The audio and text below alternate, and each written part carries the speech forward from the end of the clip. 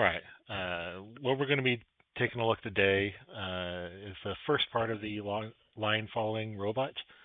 And as you can see here, we have the generic rectangle with the walls, and we have our epoch robot right here, which you can move all around if you so desire. But we don't have the actual background. And so essentially what we need to do is put in a background. And so as you can see, you want to find this area right here, which denotes this right here. And then you just follow down to the child, and then the floor, and then you have to go to the child again, shape, and then appearance, base color map, and then you will arrive at the URL. Now this gets kind of a little bit crowded, so we'll just kind of erase all this right here. And so once you get to this point, you click on the URL, you click on this, it'll allow you to select, and then you just go to wherever your image is. And we'll just go ahead and find it right here. We'll open it up, and it will input the line following robot. Now, when you're first doing this, you might have to put your robot, in the right starting position here, or wherever your starting line position is. Sometimes it'll put like multiple things in here, and you'll just have to change the number of. Let me try to find it here.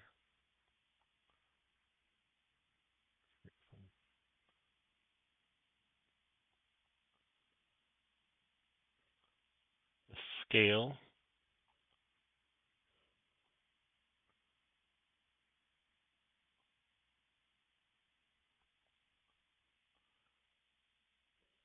And sometimes you'll have to adjust the size, etc., until you get it to the point where it fits properly. And so that can be a bit of a challenging issue when you first start up. Now, as you notice, we have, although it might be difficult to see, we'll zoom in here. We've got the different sensors spread out, but those aren't the ones that we're really going to be looking at. And so we'll look at the what sensors. And so it's kind of hard to see. We'll see if we can point them out. These sensors right here are the ones that we're going to be activating. And as you can see, there's essentially 3 of those sensors. If we can, there's 1, 2, 3. And essentially what we're going to be doing is you're going to have 3 sensors. You have the black line, and you're essentially going to tell it to follow the black line. And you're going to do this by having this sensor here. Go ahead and this sensor in the middle follow the black line, and these 2 at the ends are going to be the non-black or the white area. And so whenever the robot starts encountering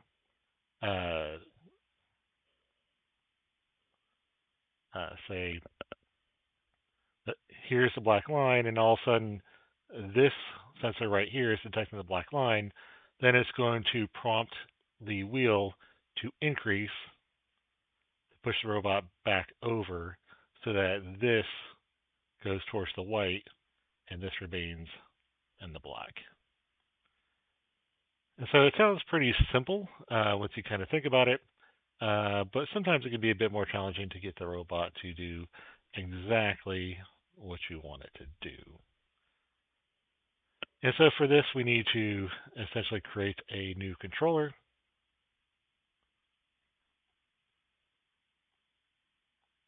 And then you can label it whatever you would like. We're going to edit it. Okay, and so it's, well, whatever. And so we're going to go ahead and delete all of this. All right. So now we have essentially a blank slate controller. And so the first thing that we need to do is essentially call the controller, import the robot. We got to import some math, um, and then get pi from math. And this will kind of start forming the basis of what we're going to be doing, because you do need to run some math in order to essentially make the robot do what you would like it to do. And so the next thing which you have to do is actually tell the robot what it is. And so what you have to do at this point is tell the robot that it's a class. Then the time step, it essentially tells you that it's in milliseconds. And since we don't really want it in milliseconds, we're going to do this and then transition it to seconds. And so again, that's just some very basic early.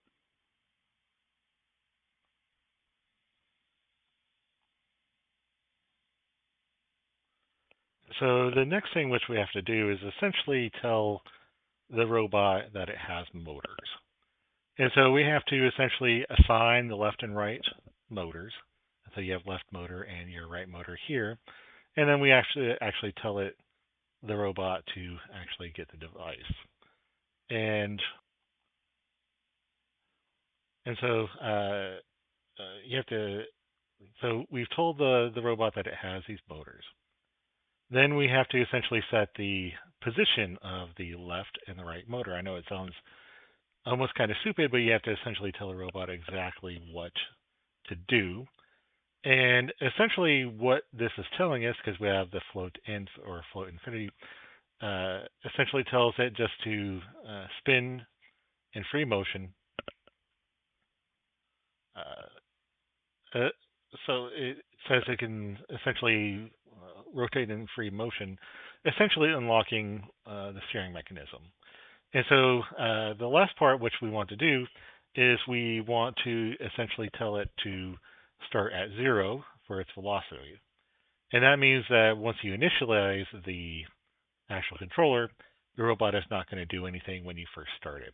And so it's almost kind of counterintuitive to say we need to unlock it and then we need to lock it. But what you're doing is you're saying, all right, here's your steering wheel, the position of the steering wheel. So we're unlocking the steering wheel, and then with the next part, we're saying, even though the steering wheel is unlocked, we want to stop it initially.